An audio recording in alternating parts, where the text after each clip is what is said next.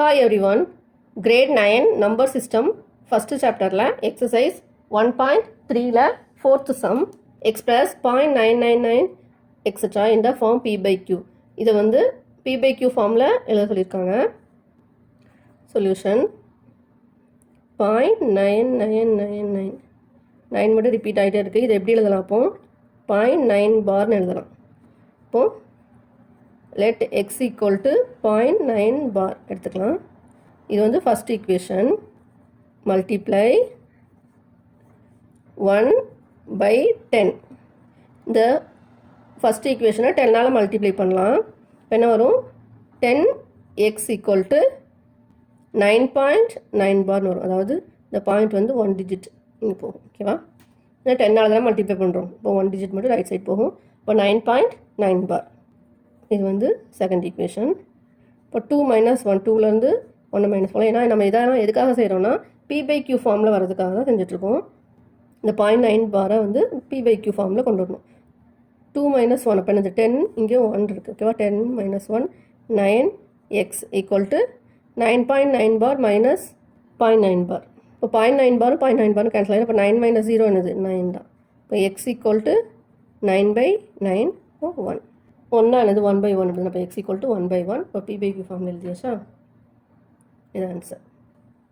Fifth sum. What can the maximum number of digits in the repeating block of digits in the decimal expansion of 1/17? Perform the division to check your answer.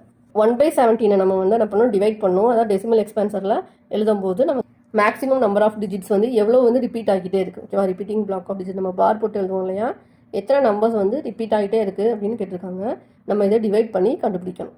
Solution 1/17 கேட்டிருக்காங்க. நம்ம வந்து 1 17 divide பண்ணணும். 1 17 divide ஆகாது. அப்போது point வச்சு 0 போட்டுக்கணும். 10லையும் divide ஆகாது. அப்போது இன்னொரு 0 போட்டுக்கணும். இப்போ 100 இருக்குது. 100ல் 17 வந்து 5 டைம்ஸ் இருக்குது. 5 17 85. இதை மைனஸ் பண்ணோன்னா இது 15. ஒரு 0 போட்டுக்கலாம். 8 டைம்ஸ் இருக்குது. 8 டைம்ஸ் 136. இதை மைனஸ் பண்ணோன்னா 14. ஒரு 0 போட்டுக்கலாம். அகெயின் 8 டைம்ஸ் தான். 136. இப்போ 4 இருக்குது. 40. 40ல் 17 வந்து 2 டைம்ஸ் இருக்குது. 34 6. இப்போ 0 போட்டுக்கலாம். 3 டைம்ஸ் 51 மைனஸ் பண்ணால் 9 0. 5 டைம்ஸ் 85 5 0. 2 டைம்ஸ் 34. இப்போ மைனஸ் பண்ணால் 16 0 160. 9 times 153 7 0. 4 times 68 2 0. 1 time 17 3 0. again 1 time 17 130. 7 time 119 minus பண்ணால் 11 0. 6 டைம் 102. 4 டைம்ஸ் 68 மைனஸ் பண்ணால் 12 0. 7 டைம்ஸ் 119 1 வருது ரிமைண்டர். என்னது ஃபஸ்ட் வந்து ஸ்டார்ட் ஆகுது. இப்போ மறுபடியும் ரிப்பீட் ஆகிட்டே இருக்கும். இந்த 0 5 ரிப்பீட் ஆகிட்டே இருக்கும். இப்போ என்னது ரிப்பீட்டிங் பிளாக்ஸ் ஏற்றுன்னு பாருங்கள். எத்தனை டிஜிட்ஸ் இருக்குது பாருங்கள். ரிப்பீட்டிங் பிளாக்ஸ் கேட்டிருக்காங்களே எத்தனை நம்பர் ரிப்பீட் ஆகிட்டே இருக்குன்னு கவுண்ட் பண்ணலாமா? 1 2 3 4 5 6 7 8 9 10 11 12 13 14 15 16 16 நம்பர்ஸ் வந்து ரிப்பீட் ஆகிட்டே இருக்குது. ஆன்சர் வந்து 1/17 ஈக்குவல் டு இந்த டெசிமல் எக்ஸ்பென்ஷன் தான் கேட்டிருக்காங்க நமக்கு. இப்போ இந்த டெசிமல் எக்ஸ்பென்ஷன் ஆஃப் 1/17 ஹேஸ் எத்தனை டிஜிட்ஸ் வருது? நம்பர் ஆஃப் டிஜிட்ஸ் எத்தனை இது ரிப்பீட் ஆகுது? 16 digits. 16 digits in a repeating block. 16 digits வந்து ரிப்பீட் ஆகிட்டே இருக்கு. ஓகேவா? Sixth sum. Look at several examples of rational numbers in the form p by q q not equal 0 where p and q are integers with no common factors other than 1 and having terminating decimal expansions. Can you guess what property q must satisfy?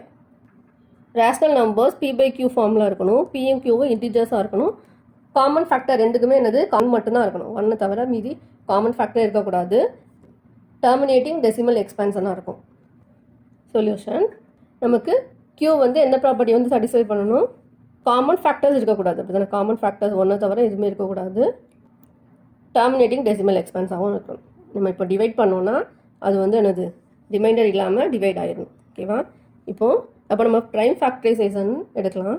இப்போ prime factorisation பார்த்திங்கன்னா அந்த property தான் கரெக்டாக satisfy ஆகும். The prime factorization of q has only powers of 2 or powers of 5 or both 2 and 5. இந்த q வந்து prime ஃபேக்டரைசேஷனாக இருந்ததுன்னு வைங்க, அதாவது பவர்ஸ் ஆஃப் 2 பவர்ஸ் ஆஃப் 5 இருந்ததுன்னா, இல்லை இது ரெண்டுமே பவர்ஸ் ஆஃப் 2 பவர்ஸ் ஆஃப் 5 அப்படி இருந்ததுன்னா நமக்கு இந்த அவங்க கொடுத்துருக்க கண்டிஷன் வந்து சாட்டிஸ்ஃபை ஆகும். ஓகேவா? நம்ம எக்ஸாம்பிள் பார்த்தா உங்களுக்கு நல்லா அண்டர்ஸ்டாண்ட் ஆகும். எக்ஸாம்பிள் பாருங்கள். இப்போ பவர்ஸ் 2 வச்சு எக்ஸாம்பிள் பார்க்கலாம். இப்போ 1/4 எடுத்துக்கோங்க. 1/4 எப்படி எழுதுவோம்? இதை நம்ம 1/2². இப்போ என்னது 0.25. 0.25ங்கிறது டெர்மினேட்டிங், அப்படி தானே? டெர்மினேட்டிங் பிக்கும் கியூக்கும் காமன் ஃபேக்டர்ஸ் வந்து 1 தான். டெர்மினேட்டிங்காகவும் இருக்குது. அப்போ அந்த கண்டிஷனை சாட்டிஸ்ஃபை ஆகிடுச்சு. நெக்ஸ்ட்டு பவர்ஸ் 5 வச்சு பார்க்கலாம். இப்போ 1/25. 1/25னா என்னது? 1/5². ஓகேவா? 1/25 டிவைட் பண்ணோன்னா 0.04. இப்போ 0.04ங்கிறது டெர்மினேட்டிங் ஆகிடுச்சு. காமன் ஃபேக்டரும் 1 தான். நெக்ஸ்ட்டு 1/20. இப்போ 1/20 எடுத்துக்கிட்டோன்னா இதை 1/2 × 2 × 5ன்னு சொல்லுவோம். இப்படி தானே ப்ரைம் ஃபேக்டரைசேஷனில் எப்படி எழுதுவோம்? 1/2 × 2 × 5. இப்போ 2 பவர்ஸில் இருக்குது, 5 பவர்ஸில் இருக்குது.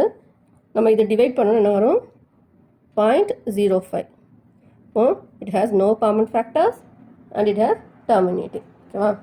இப்போ டெர்மினேட்டிங்காகவும் இருக்குது, காமன் ஃபேக்டர்ஸும் 1 இருக்குது. இப்போ இதான் வந்து எக்ஸாம்பிள். இப்போ ப்ரைம் ஃபேக்டரைசேஷன் ஆஃப் q வந்து என்னது? பவர்ஸ் ஆஃப் 2 5ல் இருக்கணும், போத் பவர்ஸ்லேயும் இருக்கலாம். அப்படி இருந்ததுன்னா இந்த கண்டிஷன் வந்து சாட்டிஸ்ஃபை ஆகும். Thanks for watching.